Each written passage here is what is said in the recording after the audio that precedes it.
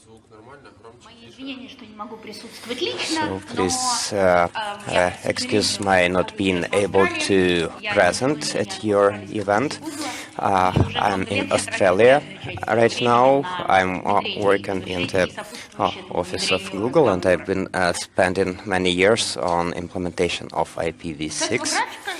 From this chart, half of the presentations on this subject begin on IPv6, so I'm not too original when I show this chart to you.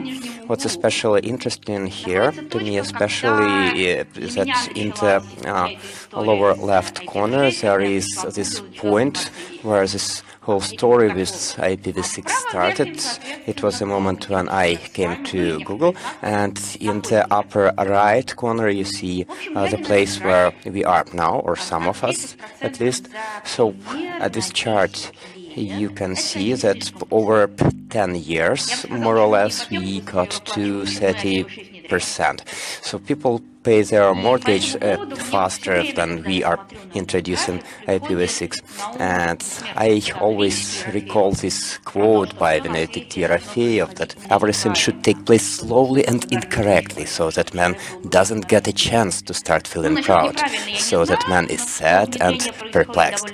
Well, I don't know about how correct it's being done, but for sure it's being done slow with IPv6. And we've been talking for many years about this.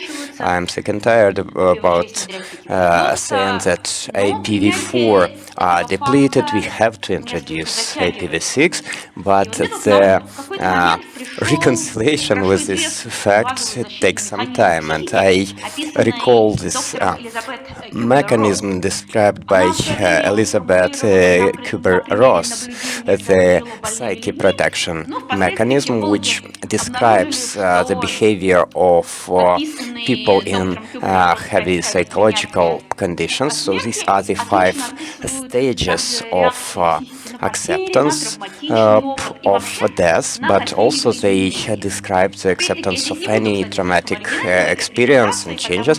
And again, I'm not too original at this presentation. Many companies are noticing these 5 stages that they can be used to describe people's reaction to any changes in the company, and for instance how people start from negation and finish with acceptance.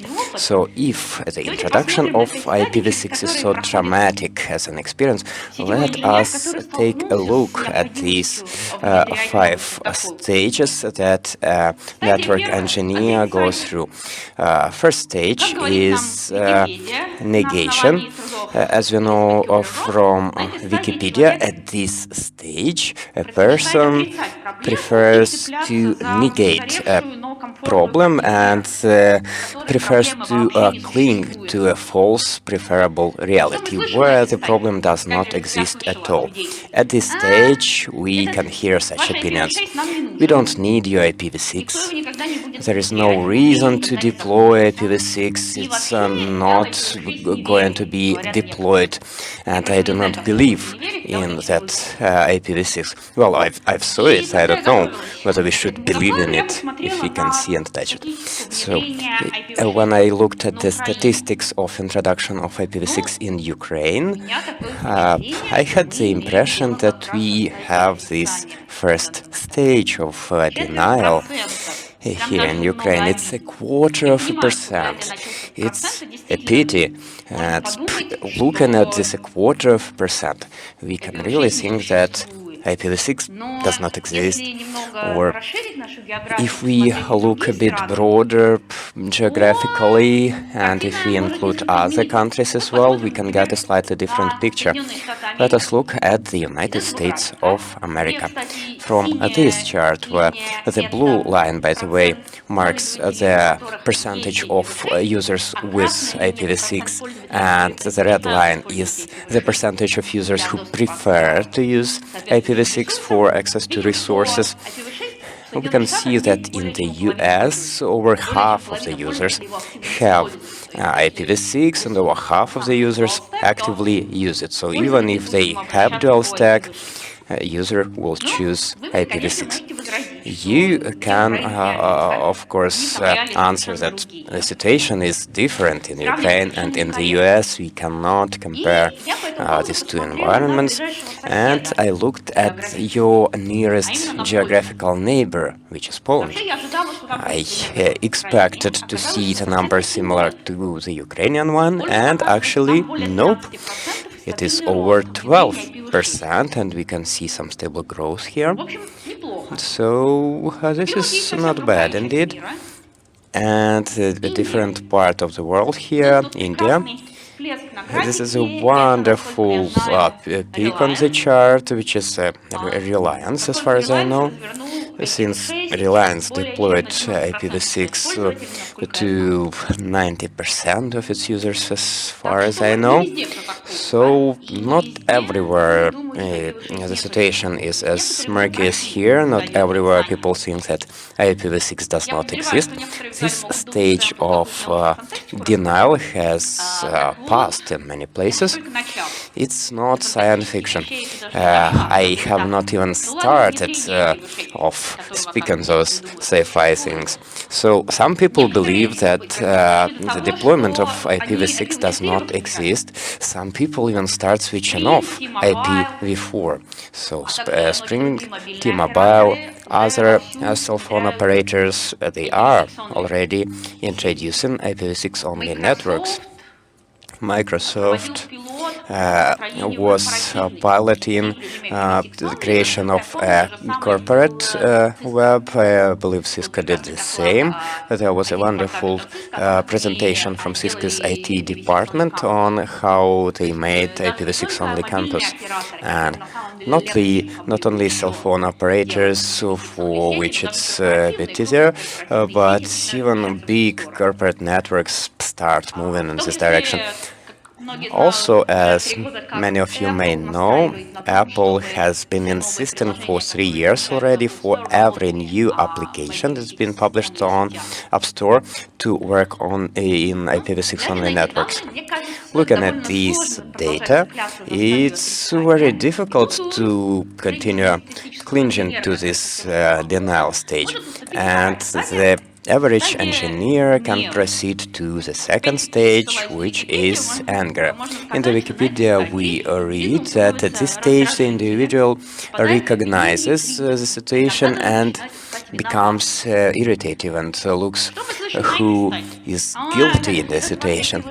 Here we can hear from people that IPv6 is too complicated, IPv4 was so easy, why couldn't we just expand the address space of IPv4, why should I use this IPv6?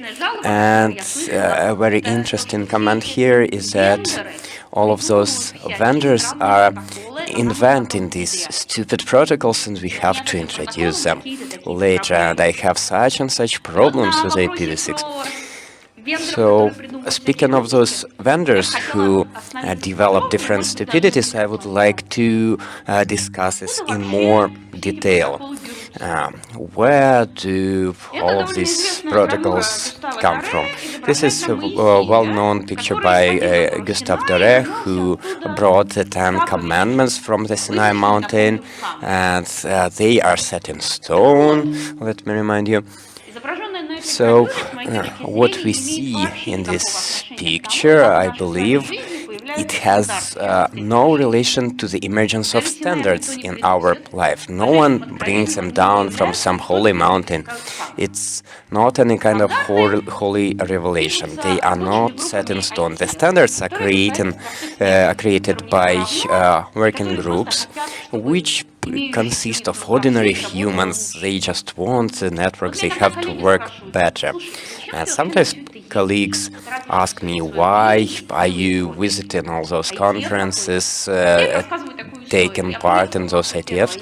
Well, I tell them this story. 6 years ago, I came to my first ITF. I felt quite embarrassed. I thought there are very clever people around me, and that was true. So I believed I had to listen more and not to speak. This was my behavior for 3 days, more or less. And when on day 3 I joined one of the working groups, and I heard the discussion about some functionality of the protocol which I was using quite actively on a daily basis. They believed that they had to announce it as a deprecated functionality, like no one was using it, let us stop supporting it. And I immediately forgot about my modesty. I took the mic and I told people that this was a very necessary functionality, and operators like me would be totally offended if you stop supporting this functionality. And they, as it turned out, simply didn't know about that use case. I'm sharing this because if you do not participate in the ITF activity, if you believe that the protocols emerge in your life by means of some holy revelation, in maybe 5 years you'll have to deal with the results of what is invented by other people for you. And you will have this issue of things working not the way you want them to work, and you have your special needs that no one knows about, etc., etc. So if you are not satisfied with how protocol is functioning, or you can see some problems with its deployment of which no one else is aware, I've got a good news for you. You can change this. As far as I understand, yesterday you already had some kind of a round table discussion on IDF, so I won't be sharing much about that, but this is a useful information for the beginners. Very useful link on getting started in IDF for the newcomers. What that is, how to deal with that, how to begin participating, and as far as IPv6 is concerned, there are 2 main working groups. First is a 6-man working group, which is responsible for the protocol standard, and also the 6 hubs, which is responsible for documenting of the implementation of the protocol. It's working not with the standards, but rather with the potential problems and practices with its introduction. The 6 hubs can recommend a 6-man working group to make any changes in the protocol if this is necessary from the point of view of operators. So if any design features should be changed in their view. In the last 5 or 6 years, I've been bringing some problems to IDF, and some of them were new, some of them were already present in people's awareness, but they didn't know how to change the situation. I have a number of success stories, but I believe we don't have time for that right now. Let us continue discussing the 5 stages of acceptance. So our second stage was anger, and the third stage is bargaining.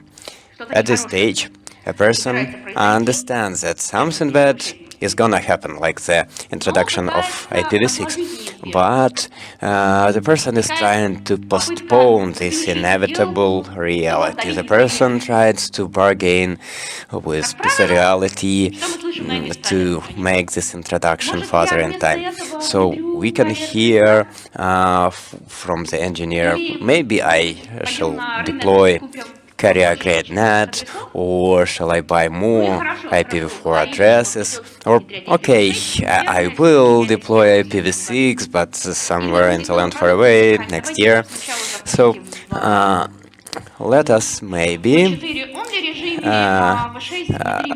start using our application in IPv4 only mode and then only introduce IPv6 in the next release. There is this wonderful comic on the Comics.com. So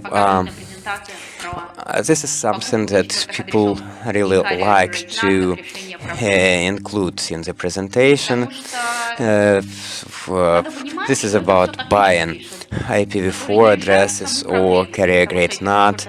These are tactical solutions. They do not solve the actual issue that we are running out of IPv4 addresses. So, in other words, if resources are limited, if the time is limited, if the money is limited, we can start investing in actual change, like, for instance, introduction of IPv6, and instead we could invest in the palliative care, like buying IPv4 addresses. Maybe you think that you are going to retire in 5 or 6 years and someone else will have to deal with the issue. But except for the situation when you are not expecting the web to grow, in which situation you could relax, you could say that I'm not interested in the growth of numbers, inviting new clients, we are good with the existing number of IP addresses. In any other case, you are just burning money on this palliative care. Also, you should remember that deployment of IPv6 is usually a more large-scale project than the introduction of carrier-grade NAT. So, as a rule, operators do those two projects in parallel. Carrier-grade NAT is being implemented a bit faster, even before the introduction of IPv6, and it helps to win time, the time necessary to deploy the full-scale IPv6 infrastructure. Because deployment of carrier-grade NAT means that you have to broadcast all your IPv4 sessions through it. And so the implementation of IPv6, it reduces the load on your carrier-grade NAT, and this workload in this case is not going through carrier-grade NAT. Which picture do you like more? I like the right picture more, for instance, because in this case we do not need to increase the productivity or the performance of carrier-grade NAT or the number of boxes, etc. It is obvious that the share of IPv4 traffic is gonna decrease and the share of IPv6 will increase. I believe that at this stage, the audience will start getting the question, will we really have such a high percentage of IPv6 traffic if we introduce this scheme? I've got numbers from the Internet Society website. It's the article on the condition of IPv6 deployment. There are very interesting numbers from the Reliance company, and I believe they deployed IPv6 for like 92% of their users, and in their case about 8% of user traffic is going through IPv4. Also, Verizon Wireless also shows that over half of their traffic is going through IPv6. So we understand that this traffic is not as large as it can be for now. There are also some data about universities, like the University of Virginia, and they say that they use an 82% of IPv6. I've got first-hand data from one of the colleagues, and we see the same numbers. So about 80% of the traffic going through our home CPEs is using IPv6. So it's the same profile of traffic that any other person may have, like we are reading Facebook, we are watching movies, etc. 2 weeks ago, I was taking part at the conference of Australian network peers, and one of the operators shared that half a year ago they had to introduce carrier-grade NAT and buy some IPv4 addresses, but they did understand that those were temporary measures and they were introducing IPv6. So for now, it's in the opt-in mode. The user has to request transition to IPv6. And I asked if they monitor the share of traffic in such users, and the person said that their data shows about 70% of IPv6. So the information is quite consistently showing that about 2/3 of traffic is being taken off the carrier-grade net, and it decreases the number of the necessary public IPv4 addresses that one might need to buy. What goes after this bargaining stage? So when we are still introducing this carrier-grade NAT, but deploying IPv6 at the same time. At the next stage, we might get depression. So a person is depressed, and instead of actually deploying IPv6, the person is on a sick leave or something, and lots of actions need to be taken, lots of things need to be done if they have not been done before. Sometimes both software and hardware needs to be substituted. People start asking questions, why haven't we tested this before? Why haven't we waited till the latest upgrade? Sometimes you have to identify systems which do not work with IPv6. If you have some communication systems or billing, that's quite complicated. You have to train your people. There are workflow changes. So some people can totally lose their enthusiasm. But if we do not do anything, we should be begging for IPv4 addresses. Maybe some passers-by have some left. But there are already some resources which enable simplification of IPv6 deployment. For instance, we have written this basic guidelines on IPv6 troubleshooting. There is this website which is quite well known already, and it enables to test your IPv6 connectivity. It enables collecting information that can be transferred to help desk. My question to the audience: what should be done, or what can help on the informational level, at least in the process of IPv6 deployment? Would you need any additional resources, any additional guidelines? Of course, you need any additional time and money, that's for sure. But what about such test websites? What about any training you might need? What about the guidelines? What exactly should be useful to you information-wise?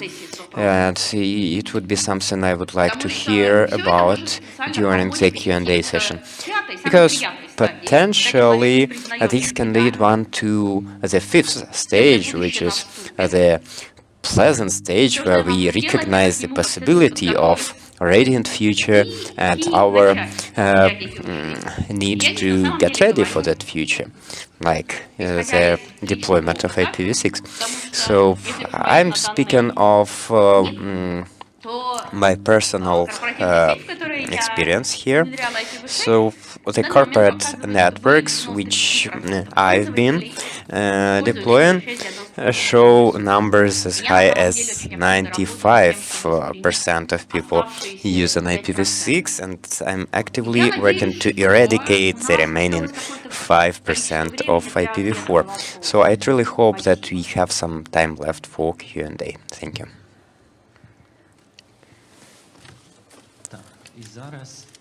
So now, Zhenya is gonna be available on a conference call, and you can line up before the mic. I've got a comment, if I may. It's something that won't be interesting to Zhenya, but still.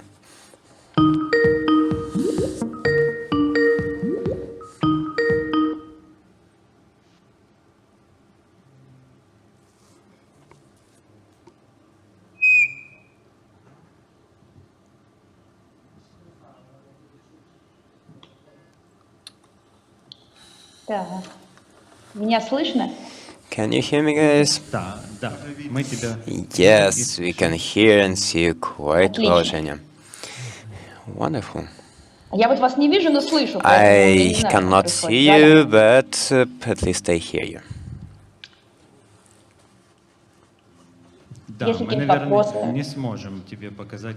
So, most probably we won't be able to show you the audience. You will only see me, but I think we will start with the questions. Maxim. So, I'm Maxim Tuliev from NetAssist. My question is more about economy.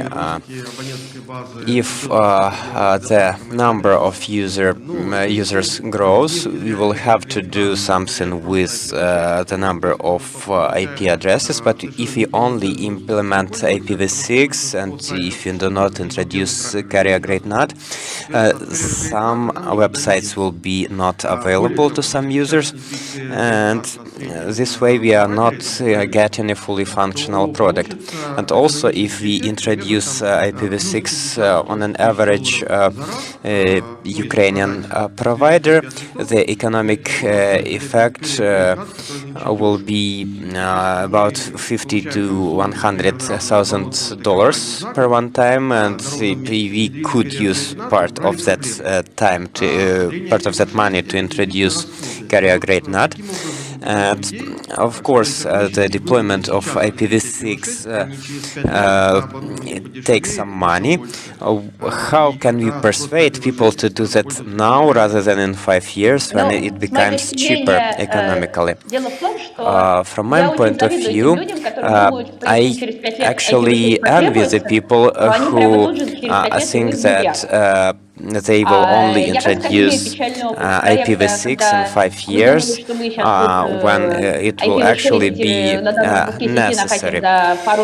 We also believe that we could do it in 5 months, but in some places it took like 5 years.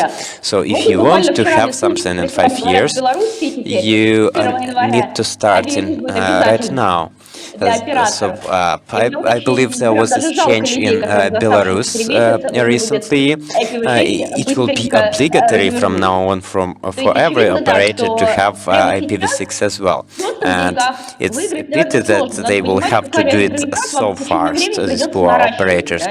So you will have to understand that in some time at least you will have to do it, and it takes time to deploy IPv6. So some changes need to be made, and even if you already have some functionality, it's quite interesting to have it at least on some servers. I don't know what are the numbers of the use of CPE, but if the majority of users would use them, and it just takes time for them to start buying at the normal rate. Но аргументация действительно So, такая, иначе потом через 5 лет of они все course, будут бегать, we надевать вузелку и usually говорить: take «Как ж так care получилось? only of the Мы же не imminent знали, things, почему этого but до сих пор не if сделали». something is gonna happen in 5 years, we have to Я не знаю, насколько я begin that. ответила, так сказать, на I don't вопрос, know how но, в fully I общем, я answered понимаю your проблему. question. I do Она understand the есть, problem но you're это having, опять-таки вопрос долгосрочного but планирования it's и делания the question важных, of бессрочных дел, вроде long-term дел planning несколько and того, что уже finding the горит. balance between long-term and short-term projects. I'm Alexey Semeniakov from RIPE NCC. I fully agree with this opinion of Zhenya. But actually, in my opinion, Maxim is the person who doesn't know how to save money. So you can save even more if you have your IPv6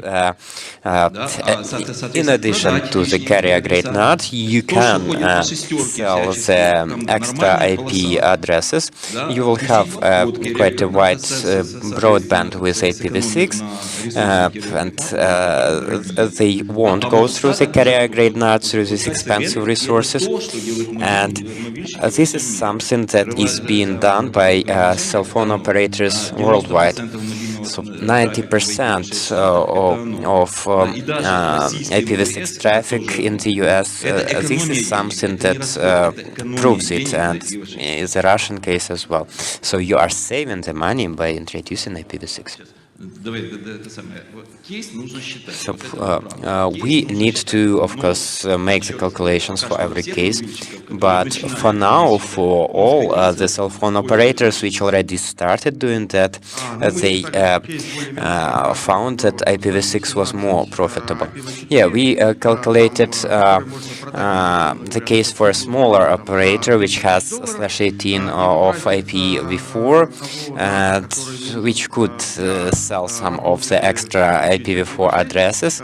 So the difference between those two amounts were just about $3,000, but the effort necessary to introduce IPv6 is much bigger than the price of $3,000.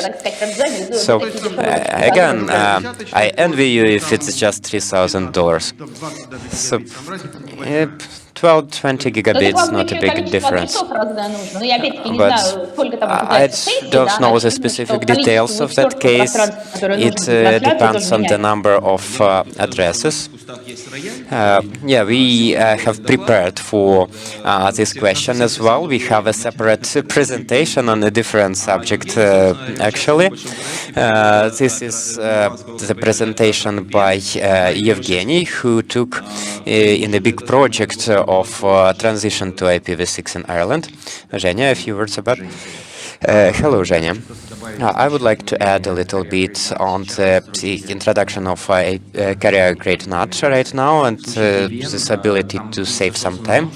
The case about KPN was, in fact, being able to sell them the solution, which is being used as a carrier grade NAT right now, but which will going to be used for real IPv6 addresses later, and it is possible to use them right now.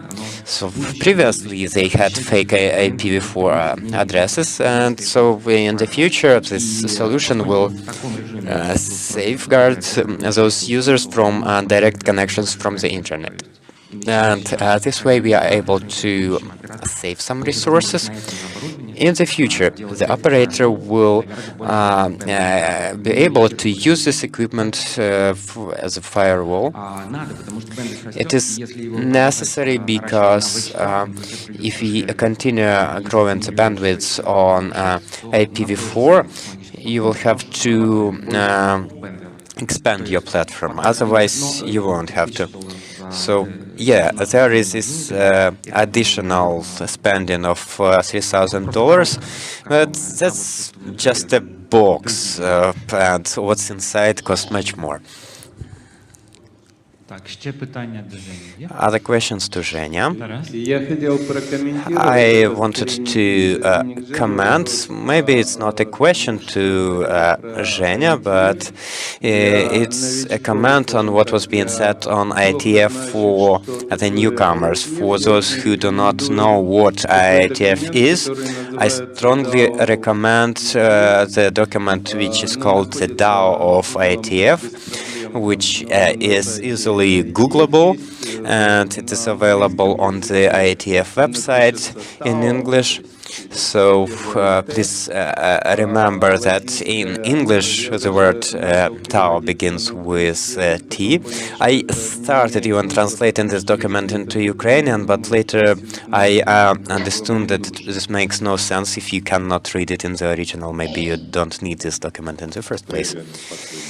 Hello, Zhenya. I'm Pasha from the Skillway company. I wanted to share you the story of the IPv6 here at this conference. So yesterday I had a person who approached me, and this was Max Tuliev, who is the host of this event and who is the connectivity sponsor.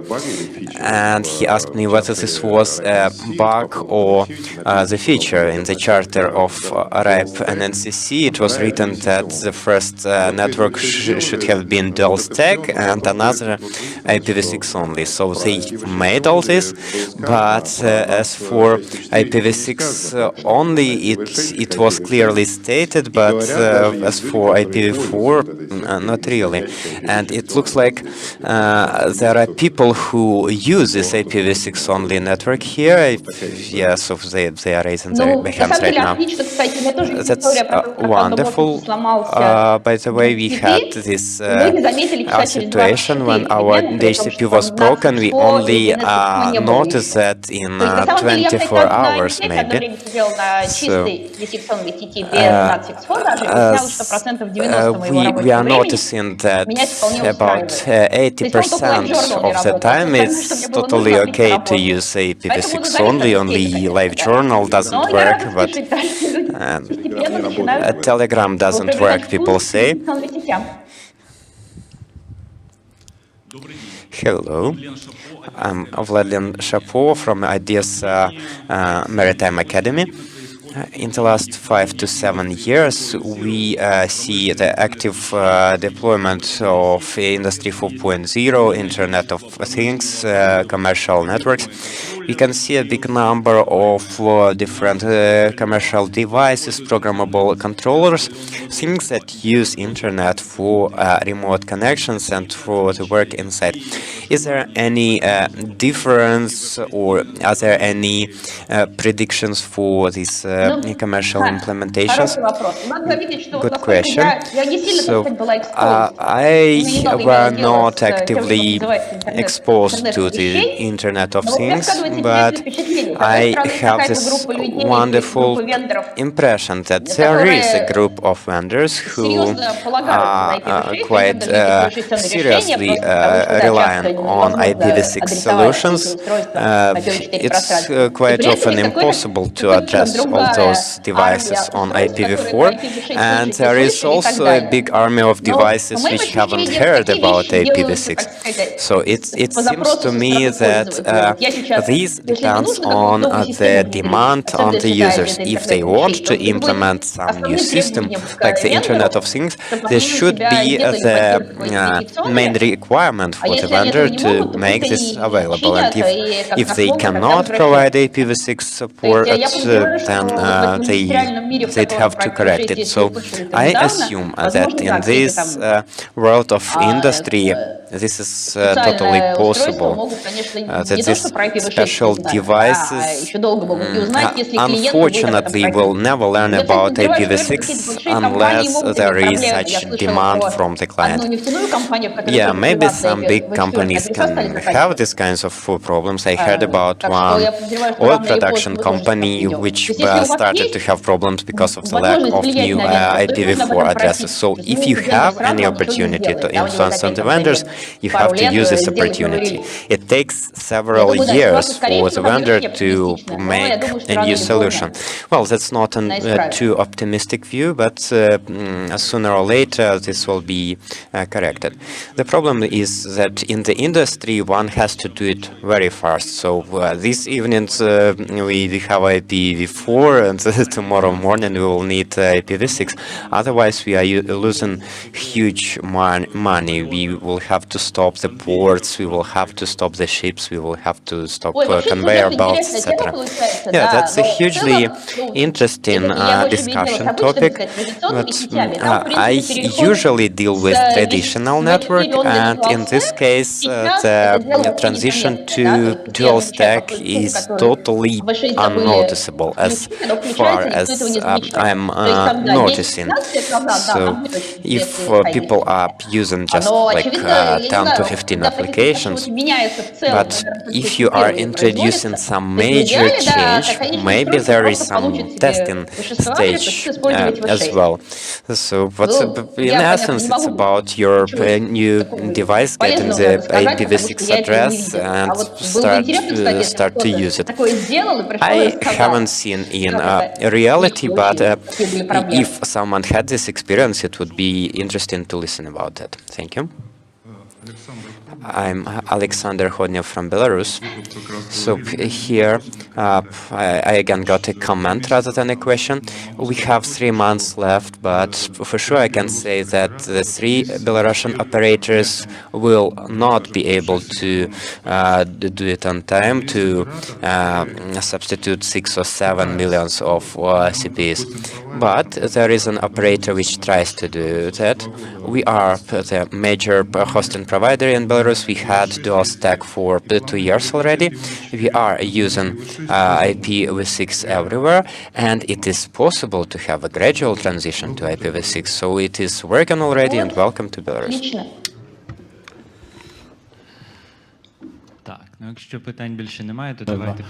I can see that there are no questions left. So let's thank